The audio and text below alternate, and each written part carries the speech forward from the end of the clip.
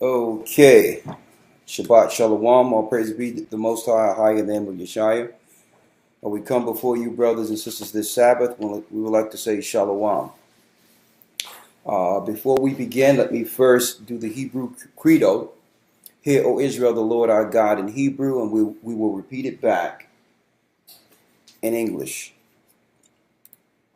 Shema Yasha'Allah Ahaya Alahaya Nawa Ahaya Akkad. Shema Yasha'Allah Ahaya Alahaya Nawa Ahaya Akkad. Shema Yasha'Allah Ahaya Alahaya Nawa Ahaya Akkad. Shema Yasha'Allah Ahaya Alahaya Nawa Ahaya Akkad. Shema Yasha'Allah Ahaya Alahaya Nawa Ahaya Akkad. Shema Yasha'Allah Ahaya Alahaya Nawa Ahaya Akkad. Hear, O Israel, the Lord our God is one. Hear, O Israel, the Lord our God is one. Okay. All right, what we'll do first is we'll read out of the law real quick. Let's go to Deuteronomy 6.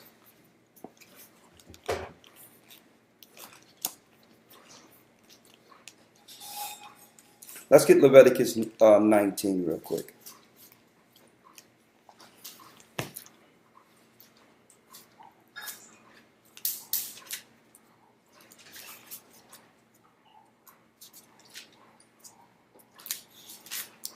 Leviticus 19.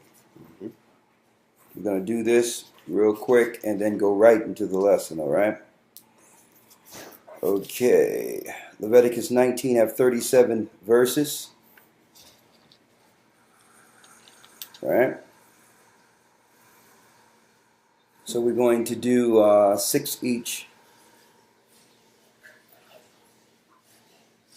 Let's do 7 verses each, and the last person just read all the way through, right? Leviticus 19. And Ahiah spake unto Moses, saying, Speak unto all the congregations of the children of Israel, and say unto them, Ye shall be holy, for I am the Most High, your God, am holy. Ye shall fear every man his mother and his father, and keep my Sabbaths. I am the Most High, your power. Turn ye not unto idols, nor make to yourselves molten gods. I am your power, your God. And if you offer a sacrifice of peace, offerings unto the Lord, unto the Most High, you shall offer it at your own will. It shall be eaten the same day ye offer it, and on unto the third day it shall be burnt in the fire. And if it be eaten at all on the third day, it is an abomination. It shall not be accepted. Leviticus chapter 19, verse 8. Therefore every one that eateth it shall bear his iniquity, because he hath profaned the hallowed thing of the Most High. And that soul shall be cut off from among his people. And when ye reap the harvest of your land, thou shalt not wholly reap the corners of thy field, neither shalt thou gather the gleanings of thy harvest. And thou shalt not glean thine vineyard, neither shalt thou gather every grape of thine vineyard. Thou shalt leave them for the poor and stranger. I am the Most High your power. Ye shall not steal, neither deal falsely, neither lie one to another. And ye shall not swear by my name falsely, neither shalt thou profane the name of thy power. I am the Most High. Thou shalt not defraud thy neighbor, neither rob him. The wages of him that is hired shall not abide with thee all night until the morning. Thou shalt not curse the deaf, nor put a stumbling block before the blind, but shalt fear thy power. I am the Most High. Leviticus chapter 19, verse 15. Ye shall do no unrighteousness in judgment. Thou shalt not respect the person of the poor, nor honor the person of the mighty.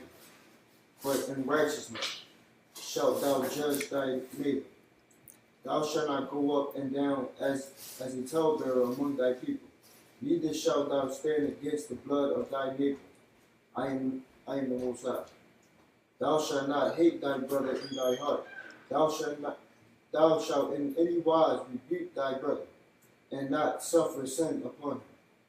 Thou shalt not avenge nor bear any grudge against the children of thy people.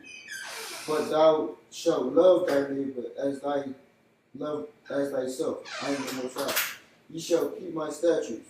Thou shalt not let thy cattle gender with a diverse kind. Thou shalt not sow thy field with mingled seed. Neither shall a garment mingled of linen and of woman come upon thee. And who's 20? Whosoever lieth carnally with a woman that is a bondmaid, betrotheth to an husband, and not at all redeemed nor freedom given her. She shall be slaughtered. They shall not be put to death, because she was not free.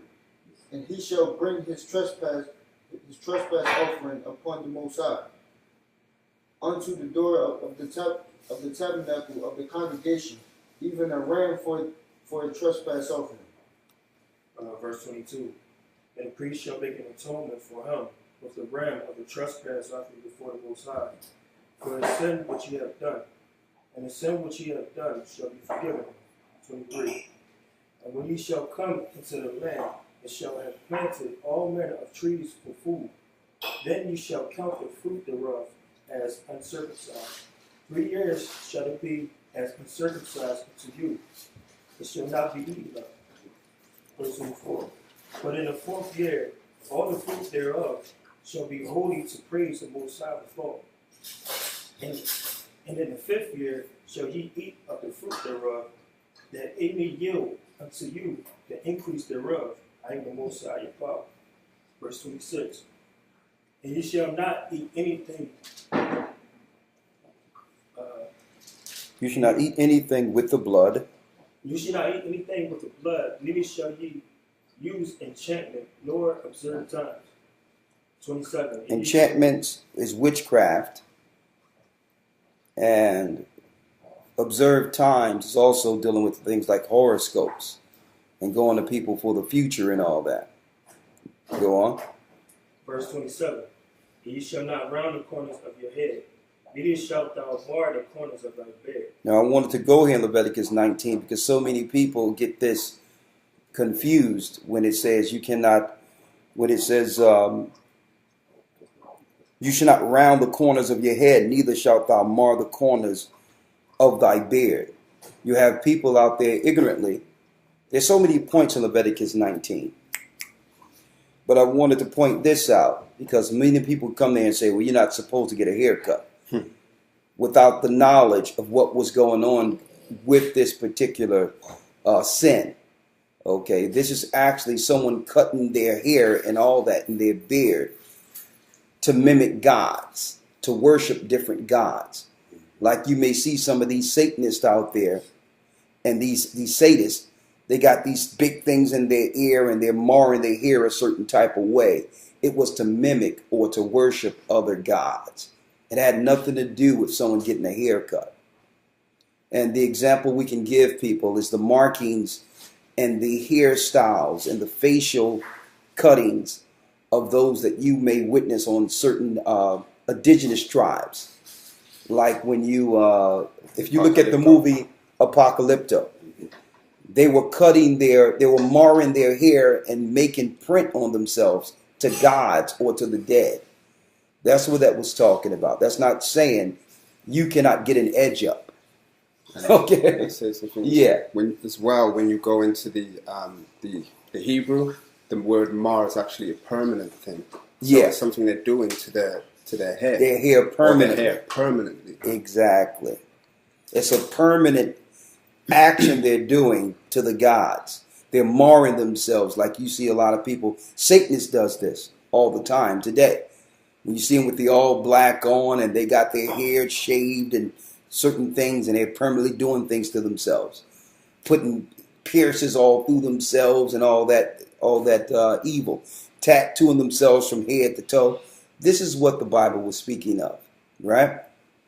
Go on. Leviticus 19 and 28. 19 and 28. Come on. You shall not make any cuttings in your flesh for the dead, nor print any marks upon you, like the Most High. See how it connects all that together? The rounding the head, the marring the corners of the beard. On top of that, while doing that, they're doing what? They're making cuttings in their flesh and prints and marks upon their flesh for the dead. These were all ritualistic marrings of one's temple. The Gentiles were doing this to other gods. The Canaanite priests were doing this. Okay? And you had the Canaanite priests operating and over their congregations. And what would happen is when people wanted to get to certain ranks amongst the people, they would go to these priests, and the priests would do all these things to them. And it was like getting your stripes and moving up in evil rankings back then. One would have this mark, and you would know that he's a chief. One would have this mark, and you would know that he's over provinces and things of that nature. The Canaanite priests would do this. It wasn't like having in the military where they give you stripes today. Right. They would mark the body to show your ranking. Or if you were a certain warrior, they would do certain markings too, so that everyone know not to mess with you because you are a killer. They was doing these things to the gods. So I wanted to let people know there's a clear understanding of this. Like when we do it on a low level by going to print shops and all that. And if someone we care about or someone that passed, we get tattoos on our body. Well, that's a lower level thing compared to what was going on then, but it falls into the same thing. Markings for the dead. We mar ourselves and cut ourselves. A lot of people cut themselves. Don't even know why they're cutting themselves. Demonic possession. Okay. Printing on themselves. All of these things. And what they did was they made these things mainstream. They made the evil worships and markings to the gods mainstream by opening up tattoo shops all over the place. Okay. All right, come on. Let's go through this because this is not really the key thing I wanted to touch on. But I want to go to Leviticus 19. First, I was going to read out of the law, but I thought we would go to scriptures that brothers and sisters out there run into, but misinterpret. Okay. Also, I wanted to go into where in Leviticus 19, which is a good chapter, it talks about not bearing a grudge against your brothers or sisters, harboring ill feelings against a brother or sister. And on top of a grudge, one being a talebearer, running up and down, just talking about everything, whether it's true or not. That's a wicked and evil thing. Where one just every place they go, they're telling people all these things up and down, spreading rumor and all that. And most people don't even realize that it's against the Most High for this. They just do it naturally, as a regular, as regular social interaction. Right? Where we left off at, verse 29. Come on. Do not prostitute thy daughter to cause her to be a whore. That's the land. And it says, do not prostitute thy daughter, in Leviticus 19, to be a whore. Right? Now, it's a shame because a lot of people don't know what this means. Okay? It's talking about straight prostitution, but also the things that lead to a girl being promiscuous, a young lady being promiscuous. Like I see when we walk in our neighborhoods, you see our sisters have these tight clothes and these little shorts and all that on little girls. Okay? They be having these little things trying to make a little girl look sexy. Okay? That's prostituting your daughter. Because why? There's pedophiles out there. There's people out there that are sexually attracted to children. See? And they think it's cute. Oh, yeah, put on those little boom shorts and all that for these little girls and all that. And it's really out there. You're showcasing your daughters. And when she grow up, she'll believe that this is natural fashion. She would think growing up like this, it was cute. Everybody look at those cute things on her. And now a girl, a young lady will believe it's normal. She's being taught to walk and operate like a harlot as normal. See? Come on. Leviticus 19:29. Do not prostitute thy daughter to cause her to be a whore, lest the land fall to whoredom, and the land become full of wickedness. It's because a land falls to whoredom, and it becomes what? Full of wickedness. Full of wickedness. These are the things that lead to a defiled land. See? But yet our society perpetuates the spirit of whoredom. You look at the videos and look at what's going on with the young girls out there. Guys are actually going online, just looking at girls, young girls. They're out there with little shorts on, twerking and all these things. Those are the things that defile a land. And not even realizing, not even understanding the overall long-term impact this going to have on a nation, on your people, on your family. Your children are going to grow up and see mom, on videos. See her operating and just showing her derriere all over the place and operate with one man to the next. What does that do for future generations? Right? And I'm just giving you an example how, hey, this world is defiled. This land is tainted. There's no coming back from this. Right? What we're doing is, according to Christ, is setting a path so that brothers and sisters can find the right way before judgment. That's what the law is. It's not pointing out somebody and judging them and saying something is wrong with them and what's wrong with them. The Most High going to do this and do that. No. We're pointing out that the things that we have accustomed ourselves to believe is right or normal is actually sin according to the Bible, which is the reason for the law. The law gives you that line of right from wrong. It gives you that path and say, well, listen, through ignorance, your society taught you to be this way without judgment. But this is what the Most High intended for a holy and righteous people. And then now you as a son or daughter of the Most High have a choice now to choose the right path.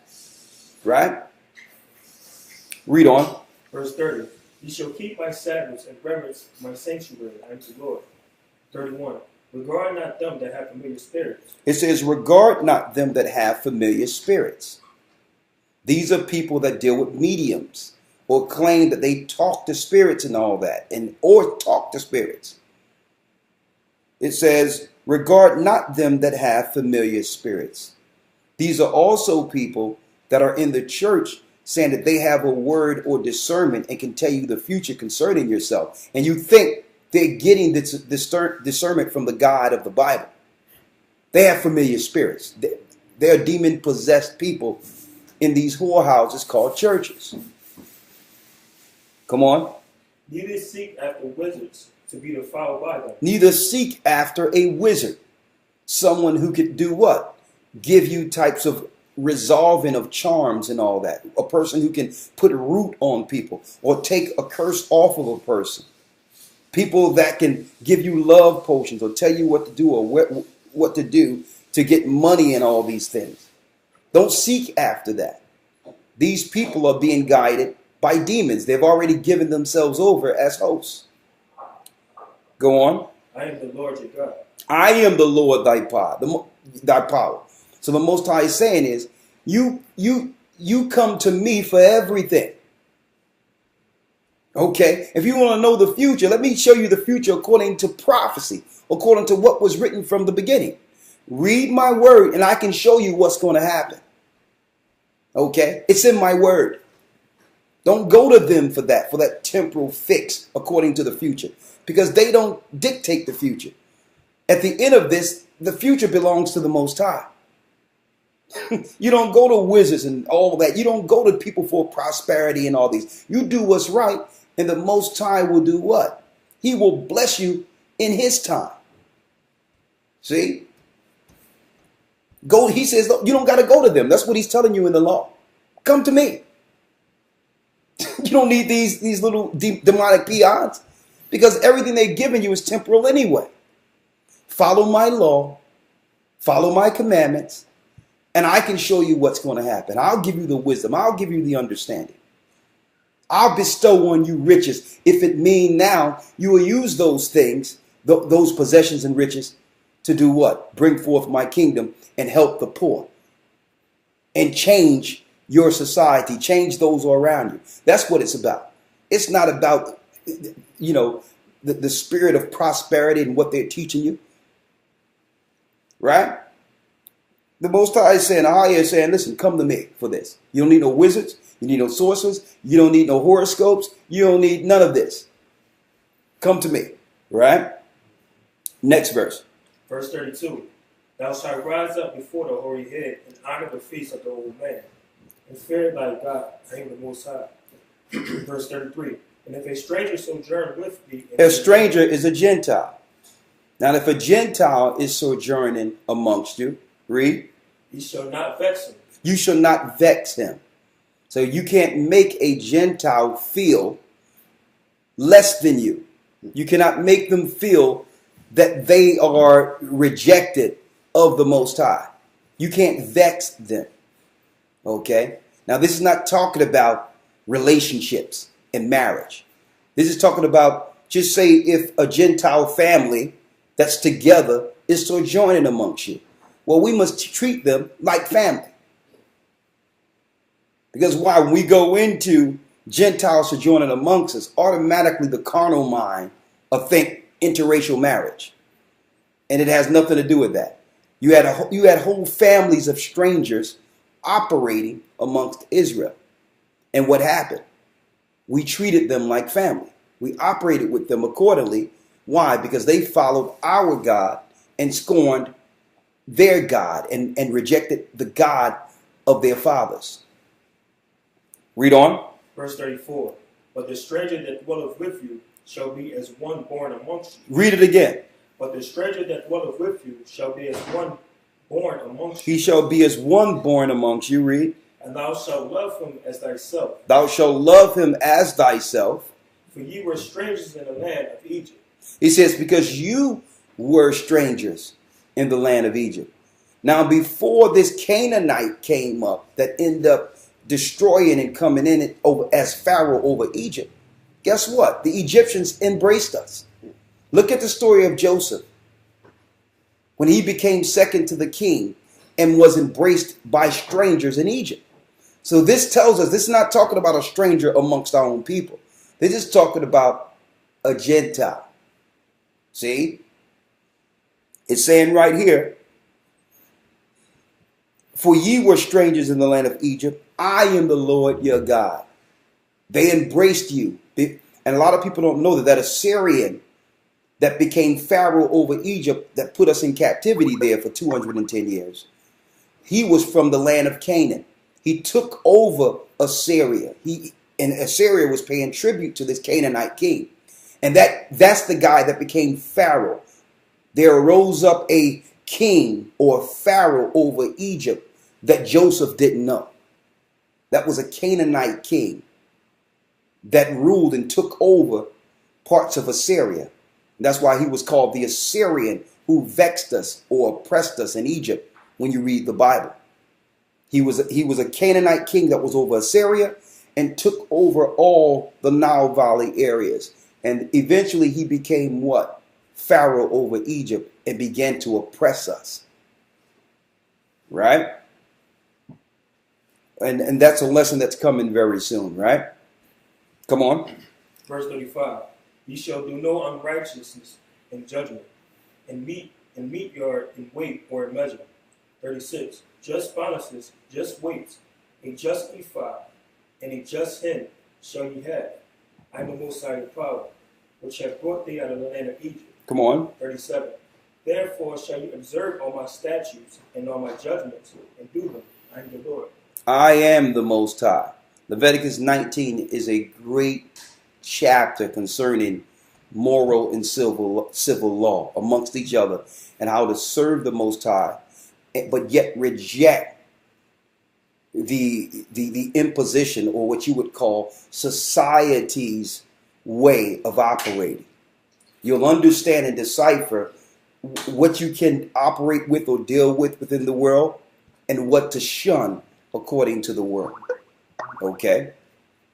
Now, one moment here.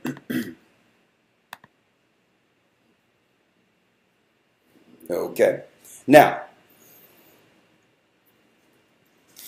that's Leviticus 19. There's something else I wanted to go into. Yeah. And like I was mentioning, excuse me, because it went out of my mind for a moment.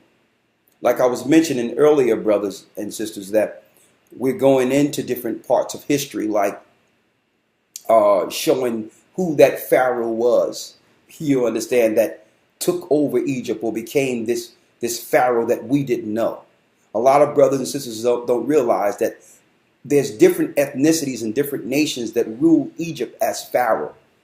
And that's a lot of things we go into, that I will go into in the academy, you know, when it comes to the Hyksos period, and showing how all those areas were intertwined and different kings came in and ruled Egypt, because Egypt was like the capital, like the United States have a capital like Washington, D.C. Well, every president is not from Washington, D.C., but they go and rule the capital once they gain power or get elected. Well, we're going to show, we're showing in this academy how these things were so. How it wasn't just Egyptians ruling in Egypt. That was more so the capital of that area. And we're going to show you who those kings were. So I'm saying this to say, brothers and sisters, for those who haven't taken this academy, you really have to become a part of it. Because that gives us the time, not just a few hours on the Sabbath or whatever. That gives us a time to really delve into the scriptures on a scholastic level for you all, and to interact with you. You understand? So, hey, I'm going to say, if you haven't you've been a part of this academy, you're missing out, especially in this time when knowledge is increasing, and you really need to be able to focus the information you're receiving that's even out there and resolve it. But the academy every Sunday, early in the morning, give us the opportunity to do that. We have Elder Lawyer coming in with Hebrew 101, who does a great job. As you know, I'll put out some of the videos with myself and Shapat with the news. And we have lessons that's sent to you, and we have pages where you can go and view your documents, your information. So you can go to historytimes.org, gatheringas1@aol.com is our email.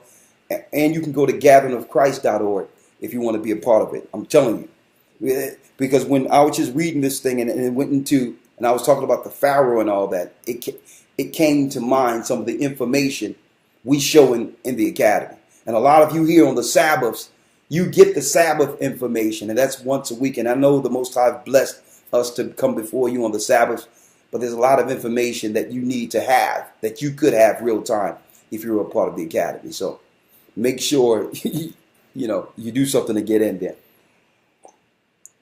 Right? Now, going straight into the lesson. Now, initially, this wasn't going to be a lesson, but after dealing